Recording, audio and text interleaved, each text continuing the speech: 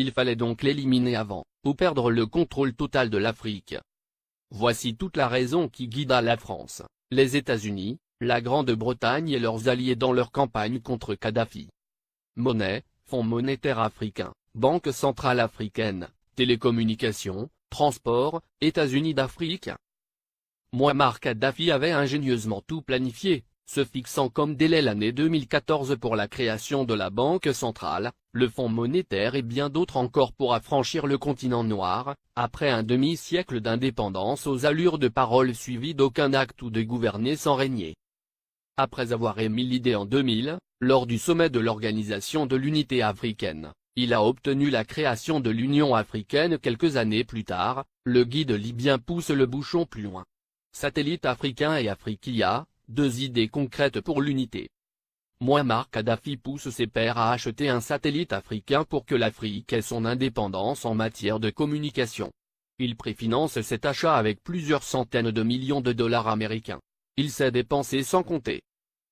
Ainsi, pour acheter le satellite africain, il a mis 300 millions de dollars sur la table, témoigne Moustapha Cissé, ancien ambassadeur du Sénégal en Libye, et ex-conseiller spécial de l'ex-président sénégalais Abdou Diouf, en charge du monde arabo-islamique.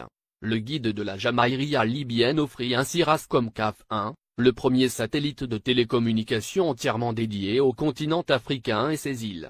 Il a été mis en orbite le 20 décembre 2007.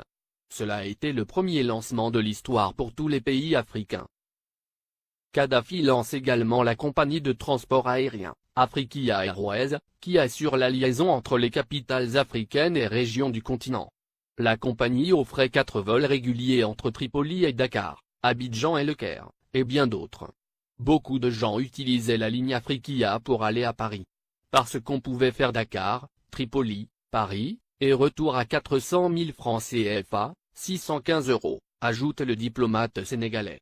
Alors Tripoli était devenue une plateforme de communication entre l'Afrique, le monde arabe et l'Europe. La monnaie et la Banque centrale africaine en 2014. Kadhafi avait proposé la mise en place d'une union monétaire africaine, UEMA. Il avait dégagé 30 milliards de dollars pour la création de l'UEMA qui devrait avoir Yaoundé au Cameroun pour siège. Il avait également prévu la création d'une Banque centrale africaine, BCA, qui devrait installer son quartier général à Abuja, la capitale fédérale du Nigeria. Il était question que cette banque africaine commence à émettre une monnaie africaine à partir de 2014. Ce qui ne plaît pas aux Occidentaux, parce que ça nous permettrait de nous passer du franc CFA, et des autres monnaies qui ne font que briser nos économies. Kadhafi avait une politique africaine très dynamique. Du Sénégal au Tchad, en passant par la Guinée, la Côte d'Ivoire, le Ghana, le Libéria, le Bénin, le Togo, le Nigeria, le Niger, le Mali, etc. Le guide libyen a investi des milliards de dollars dans les secteurs agricoles, hydrocarbures, hôtellerie et tourisme, et dans l'équipement. Au Mali, le plus petit investissement libyen est chiffré à 50 milliards francs CFA dans l'industrie hôtelière. Ces investissements libyens dans l'hôtellerie sont estimés à plus de 50 milliards de francs CFA, a déclaré Oumar Bala Touré, directeur général de l'Office malien du tourisme. Plusieurs autres centaines de milliards ont été investis dans le secteur agricole. Pour les Maliens, Kadhafi est un homme qui s'est engagé pour la cause africaine. Le Conseil national de transition, CNT, est considéré au Mali comme un organe rebelle soutenu par la communauté internationale.